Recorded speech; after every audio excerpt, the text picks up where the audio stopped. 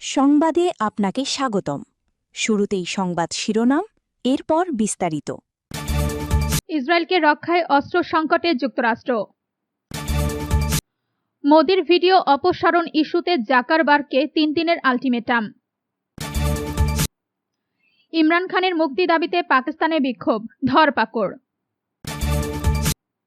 Ballistic ক্ষেপণাস্ত্র দিয়ে Saudi তেল ট্যাঙ্কারে হামলার দাবি হুতিদের। দর্শক, এতক্ষণ শুনছিলেন সংবাদ শিরোনাম। এখন বিস্তারিত। আপনি যদি মুসলিমদের পাশে থাকতে চান তাহলে ভিডিওতে লাইক করে চ্যানেলটি অবশ্যই সাবস্ক্রাইব করে দিবেন। এখন বিস্তারিত।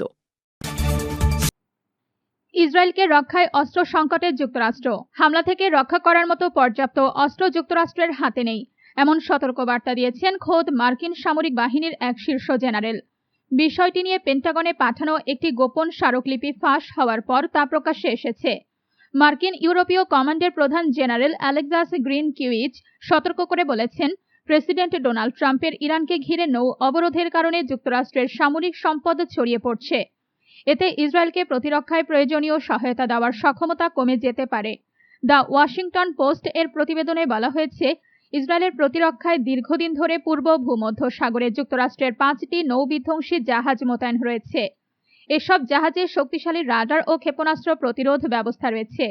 কিন্তু অবরোধ সংক্রান্ত সামরিক দায়িত্বের কারণে আরও একটি যুদ্ধ জাহাজের মোতায়েন বিলম্বিত হওয়ায় ইউরোপে অবস্থানরত মার্কিন বাহিনীকে ইসরায়েলের পরিবর্তে নিজেদের নিরাপত্তাকে অগ্রাধিকার দিতে হতে পারে বলে আশঙ্কা প্রকাশ করেছেন গ্রিনকিউইচ।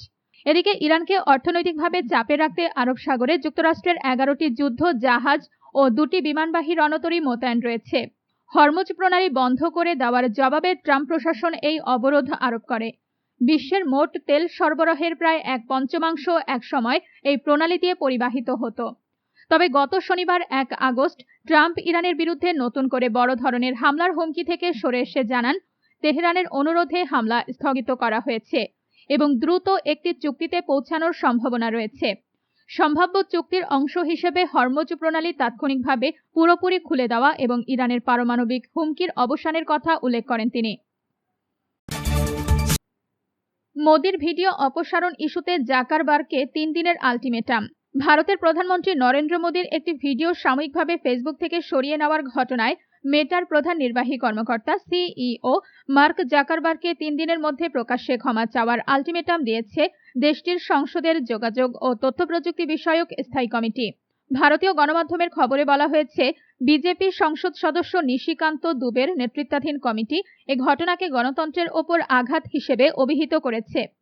তাদের দাবি, প্রধানমন্ত্রী মোদির ভিডিও অপসারণের মাধ্যমে 140 কোটিরও বেশি ভারতীয় নাগরিকের প্রতিনিধির প্রতি অসম্মান দেখানো হয়েছে। জানা গেছে, 3 দিনের মধ্যে ক্ষমা চাওয়া এবং দায়ীদের বিরুদ্ধে ব্যবস্থা না নিলে ফেসবুকের সেফ হারবার সুরক্ষা প্রত্যাহারের বিষয়টি সরকার বিবেচনা করতে পারে বলে সতর্ক করেছে কমিটি। এই সুরক্ষা বাতিল হলে প্ল্যাটফর্মটি এবং এর কর্মকর্তারা ব্যবহারকারীদের কন্টেন্ট সংক্রান্ত বিষয়ে সরাসরি আইনি ও ফৌজদারি জটিলতার মুখে পড়তে পারেন। গত 23 জুলাই প্রধানমন্ত্রী মোদির একটি সেলফি স্টাইল ভিডিও প্রথমে ইনস্টাগ্রামে প্রকাশ করা হয়, পরে সেটি ফেসবুকে শেয়ার করা হলে কিছু সময়ের জন্য সরিয়ে নেওয়া হয়। ভিডিওটিতে ছাত্রদের আন্দোলনের প্রেক্ষাপটে প্রশ্নপত্র ফাঁসের বিরুদ্ধে কঠোর ব্যবস্থা নেওয়ার প্রতিশ্রুতি দিয়েছিলেন মোদি। ব্যাপক সমালোচনার মুখে পড়ে ভিডিওটি পুনরায় ফিরিয়ে আনে মেটা। এ ঘটনায় চলতি সপ্তাহের শুরুতে সংসদীয় কমিটি মেটার কর্মকর্তাদের তলব করে জিজ্ঞাসাবাদ করে। মেটা ভিডিও অপসারণের জন্য কারিগরি ত্রুটিকে দায়ী করে দুঃখ প্রকাশ করলেও ভারতের ইলেকট্রনিক্স ও তথ্য প্রযুক্তি মন্ত্রণালয় এই ব্যাখ্যাকে অযৌক্তিক বলে প্রত্যাখ্যান করেছে। মন্ত্রণালয়ের মতে, প্রযুক্তি নির্ভর প্রতিষ্ঠান হিসেবে মেটার এমন ত্রুটি এড়াতে আরও শক্তিশালী ব্যবস্থা থাকা উচিত। ইমরান খানের মুক্তি দাবিতে পাকিস্তানে বিক্ষোভ, ধরপাকড়। পাকিস্তানের সাবেক প্রধানমন্ত্রী ইমরান খানের মুক্তির দাবিতে বুধবার বিভিন্ন শহরে বিক্ষোভ মিছিল হয়েছে। পুলিশের কঠোর অবস্থানের মুখেও সমর্থকরা এই কর্মসূচি পালন করেন। ভারতীয় বার্তা সংস্থা পিটিআই জানিয়েছে, পাঞ্জাব প্রদেশে ইমরানের দল তেহরিক-ই-ইনসাফের পিটিআই 20 জনের বেশি কর্মীকে পুলিশ গ্রেফতার করেছে। এএফপি প্রকাশিত কয়েকটি ছবিতে লাহোরে দলীয় কর্মীদের বড় জমায়েত দেখা যায়। পরে সেখান থেকে পুলিশ বেশ কয়েকজনকে আটক করে। একটি ছবিতে বিক্ষোভ চলার সময় ইমরান খানকে মুক্তি দিন লেখা প্ল্যাকার্ড বহন করতে দেখা যায় সমর্থকদের। বুধবার এই নেতা তার কারাবন্দী জীবনের 3 বছর পূর্ণ করলেন। একটি দুর্নীতি মামলায় দোষী সাব্যস্ত হওয়ার পর 2023 সালের 5 আগস্ট থেকে তিনি জেলে আছেন।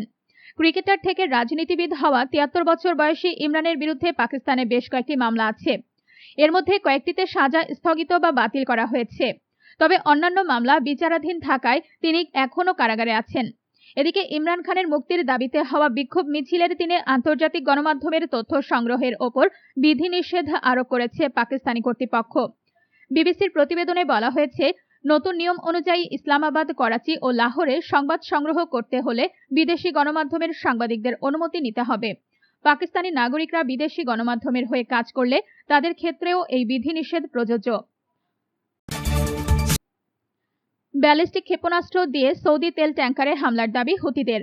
লোহিত সাগরে আরও একটি ট্যাঙ্কারে হামলা চালিয়েছে ইয়েমেনের বিদ্রোহী গোষ্ঠী হুথিরা। ব্যালিস্টিক ক্ষেপণাস্ত্র দিয়ে জাহাজটিকে লক্ষ্য করে হামলা চালানো হয়েছে। এ নিয়ে অন্তত 8টি ট্যাঙ্কারে হামলা চালানো হয়েছে বলে দাবি করেছে গোষ্ঠীটি।